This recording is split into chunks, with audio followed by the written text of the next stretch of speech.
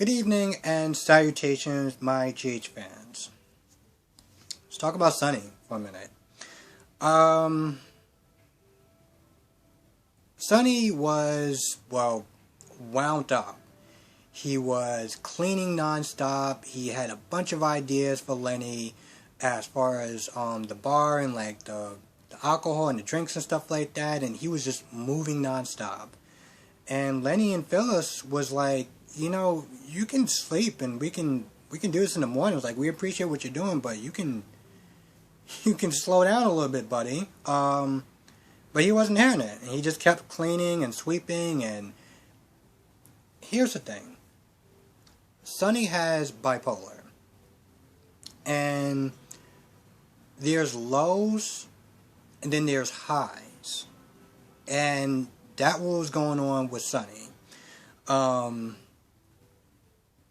Phyllis was like, she's seen this in patients, but we don't have like a medical history of him, so we don't know for sure. But yeah, that was going on with Sunny, and it started to get on Lenny's nerves, because Lenny was like, "Yo, listen, I'm tired. We gotta close up. I gotta count the money. Like, we can pick this up tomorrow."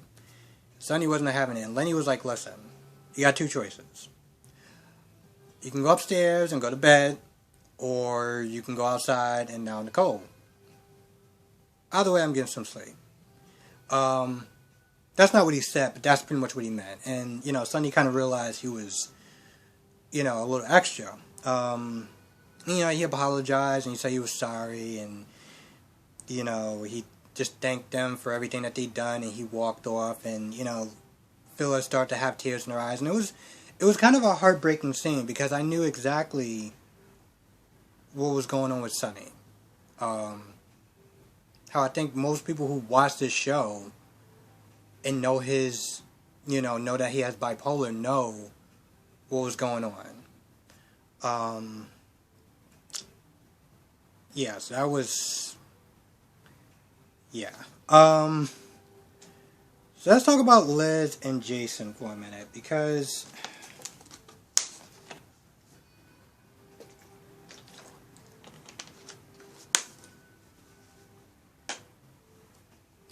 here's the thing about Liz.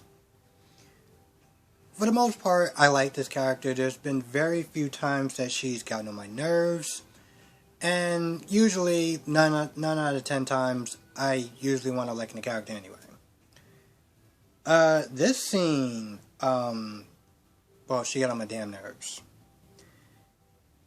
I understand why she was coming at Jason the way that she was. She loves Franco. She's worried about him. She doesn't want Jason to kill him. She wants to spend as much time as she can with Franco. But some of the things that came out of her mouth was just like, sweetheart, you serious? Oh, are you jealous of Franco for, spending so much time with your sons, with your son? Are you jealous that, Jake loves Franco? Why would you do this to him? It was just non-stop.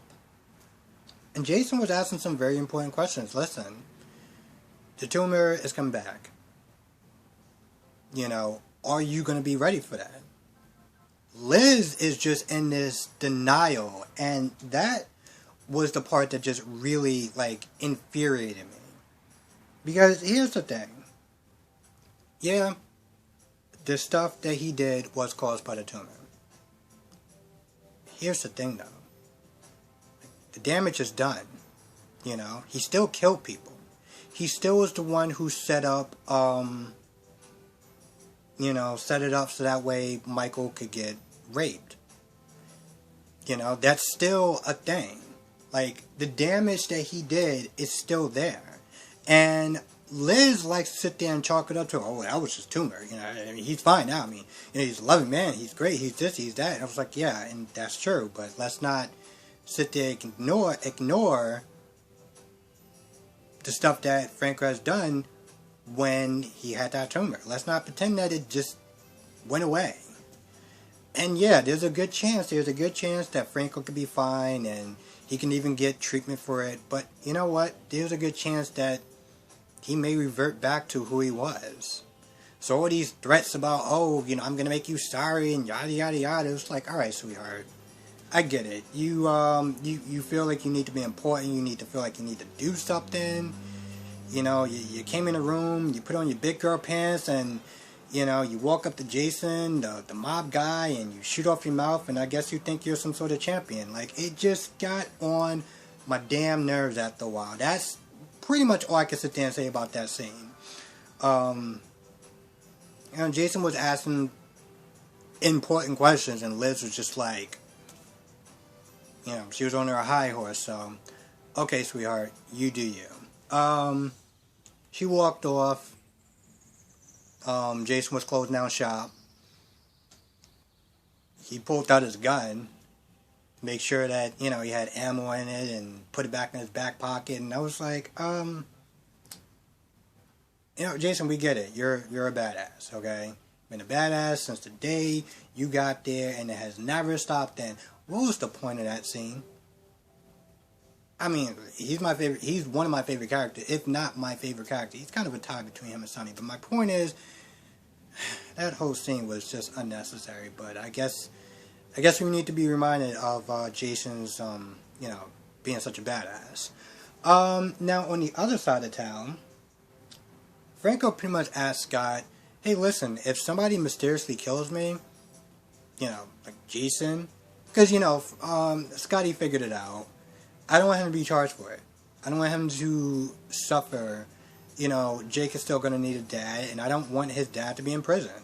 So, they argue back and forth, and, listen, I'm not going to lie, it's probably really difficult to hear your son talk about his mortality,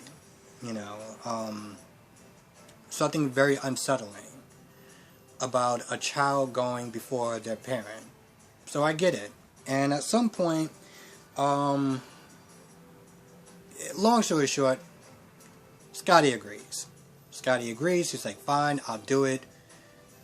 And, let's just hope it doesn't come to that. So he leaves. And,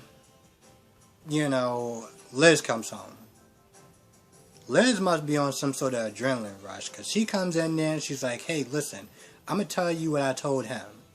What I told Jason. He tries to come at you, he's going to have to go through me. You really think that's a good idea? I mean, just in general, you really think it's a good idea to put yourself in danger, and you have 3 kids? What, you just want to prove you're a badass or something? I don't really understand whatever it is that's going on in her head, but I was like, okay, Liz, I'm gonna ride this out with you. Let's see where it goes. Let's see where your direction goes. Now Curtis, Nina, and Jax. Pretty much they talk for a little bit, and Jax gets summoned by Carly, and Jax leaves. Curtis asks a very important question. So he's like, so is that like a regular thing, and you're cool with that? Like, you're cool with, Jax just constantly dropping everything that he does, everything to sit there and go to Carly? Nina, and to some extent, I understand where she's coming from. She's like, hey, listen, it's about Jocelyn. And then Curtis is like, he just said it wasn't about Jocelyn. So, like, you still cool with that? And, Nina's like, well, she's in mourning, and, they're friends, and, she needs somebody to cry on, and a shoulder to lean on. So it's fine. And honestly, to tell you the truth, to some extent, yes, that's all true. But also, I felt like she was just, she was telling herself that because it's what she needed to hear. And at some point, I don't remember who mentioned it, but pretty much Ava and Valentine mentioned that, and she was like, oh, it got in my head. I'm like, if both of those two don't agree on anything except for the sky being blue, I mean, come on, you gotta realize this. I mean, this whole, Jax rushing off to Carly was even before Sonny was, disappeared. So, I mean, come on. At some point, you're gonna kind of have to like realize, like, all right, this is a problem, and maybe I need to sit there and step up. I mean, she had no problem sitting there stepping up to Willow.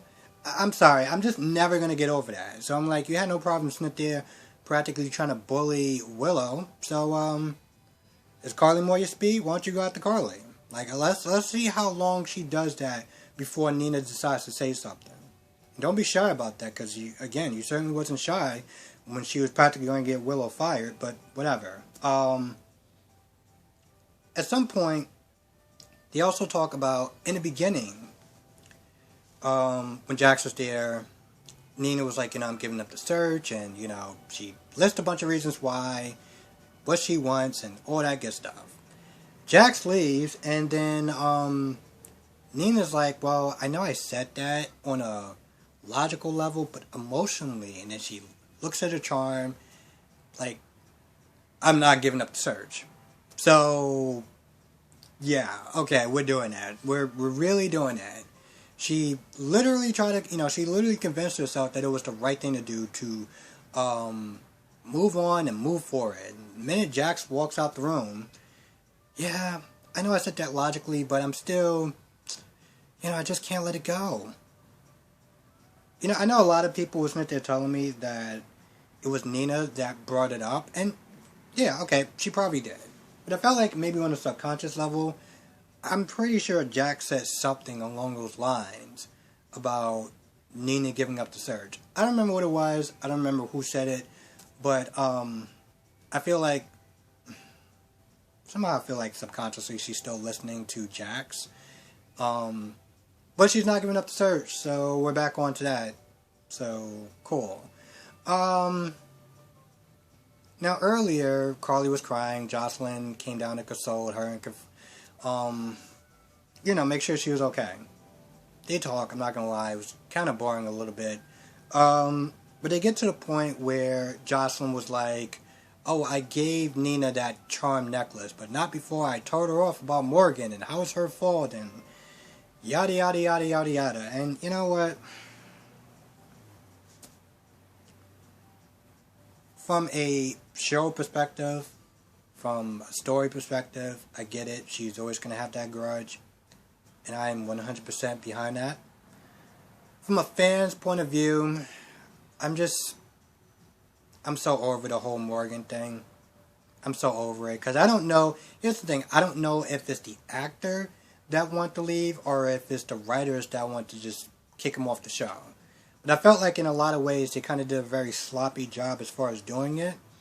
And just like with the Nathan scene, the Nathan death scene, because he wanted to leave, I'm just like, yeah, I don't care anymore.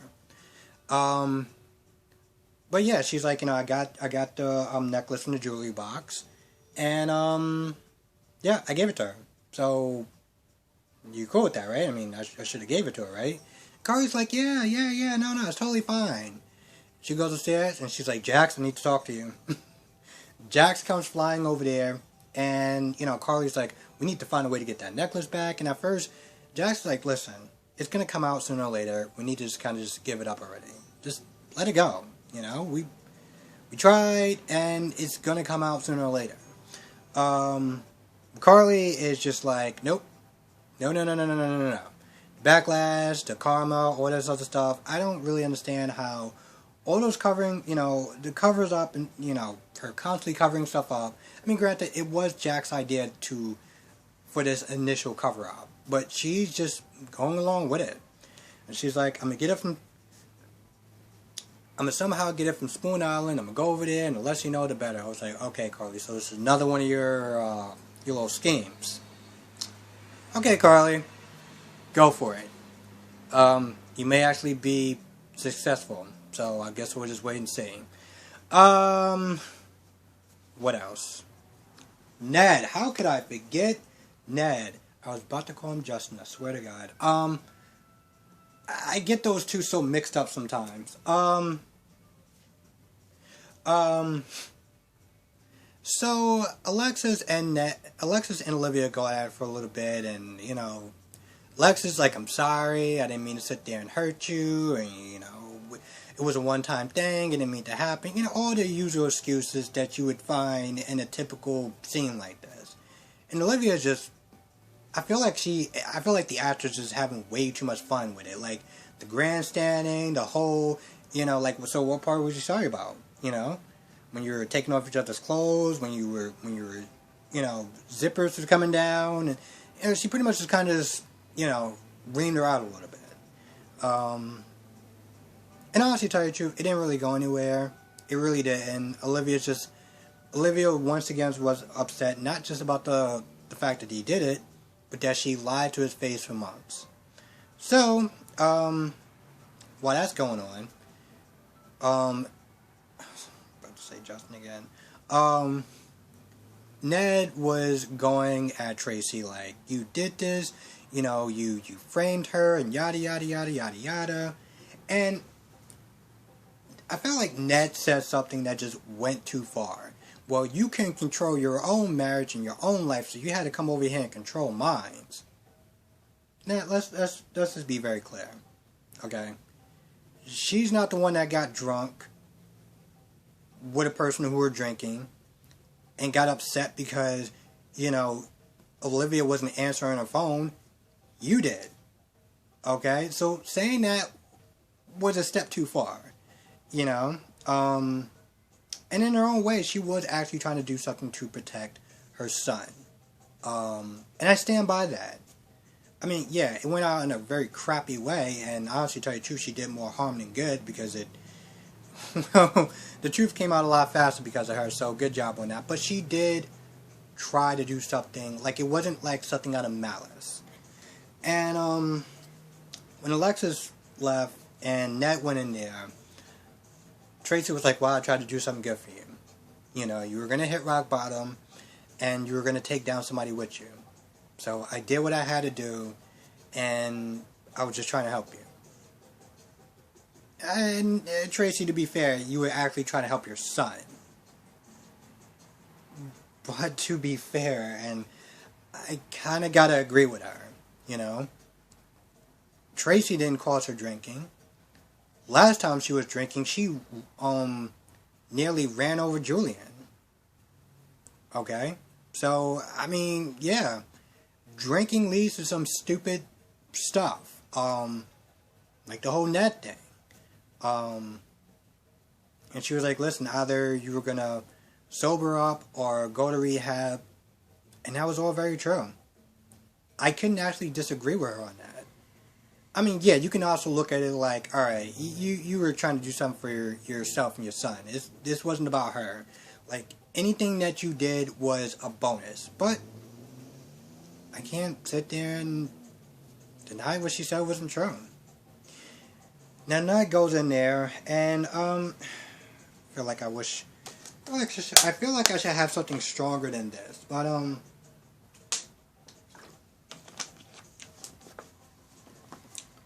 okay, so most men like to try to fix things at a very rapid rate. You know, Ned was like, well, let's just talk about this. Let's just continue to talk about this. Because as a man, most men, I'm not going to say all men, and okay, so this is actually including myself. We feel that if we talk long enough, and we use just the right amount of logic, we'll get through. We'll get her to change her mind. Yeah, that's not how it works. And, coming from experience, I can tell you that that's not a good idea. But we're fixers. That's what we like to try to do. And, you know, Ned started putting this timetable. You know, Ned was like, okay, so, could we talk tomorrow? Could be, you know, in a couple of days? Why? Because we like to try to speed up the process of getting back to a good place. And unfortunately, that's not how it works, especially on a scale of that level of you cheating on her. And I'm not gonna lie, there was one point when he walked in there and he was about to say something to her, and she was like,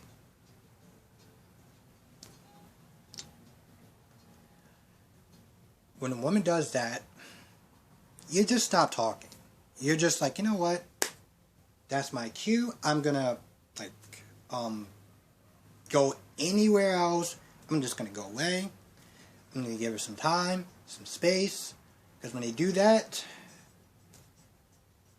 there's really nothing you can say. There's no amount of logic, no amount of debating that you're gonna sit there and say that's gonna get her to change her mind. It is just not happening.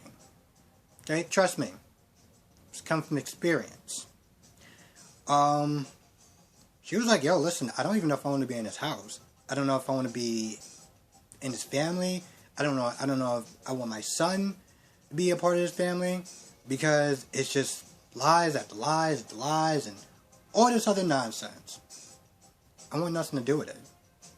You know, she didn't make any final decisions, but that's pretty much where she was going at. And Ned said what he said, and he walked off. And Olivia cried, and that pretty much ended that. Listen, what I'm sitting there saying as far as logic, and that's, I don't want to sit there and put all men, most men, including me. So, yeah, when I saw that, I was like, bro, you might want to just leave. Are you gonna stay for this? Okay, cool. I'll get the popcorn, because this should be good. That's how I was sitting there thinking. Ned has nobody to blame for him. Ned has nobody to blame for the situation other than himself. Hell, he can't even sit there and blame his mom for that. The only thing that his mom did was speed up the timetable. That's the only thing that he did. And you know what, Alexis? You're part of the problem too. I blame you too for this. Because you sat there, and I get it. Ned told you to lie. But you should have told the truth. Because at the very least, she could have came ahead of this. And yeah, she would have been pissed off at you. But she wouldn't have been as mad as you. She wouldn't have been as mad as she was with you if you didn't sat there and lied to her face for months. Let me see what else we got. Yep, that's it. That's pretty much it. Yeah, that's pretty much everything. Thank you for watching my review. I know I'm using sometimes 2 different tablets and stuff like that, so I really do appreciate everyone watching and commenting and stuff like that. And I appreciate the new subscribers who are watching my videos. Also, let's just be honest, I also appreciate the fact that everyone watches my videos, even though sometimes, well, okay, most of the times, Brock TV comes out with his video, he does his review, because he's always on point with this stuff, so I really appreciate that, even the people that are watching his review and come and watch mine, I thank you. So, with that being said, I'm going to go. Thank you so much for watching. Be safe. I hope everyone has a great weekend. And, yeah. I'll see everyone in the next review.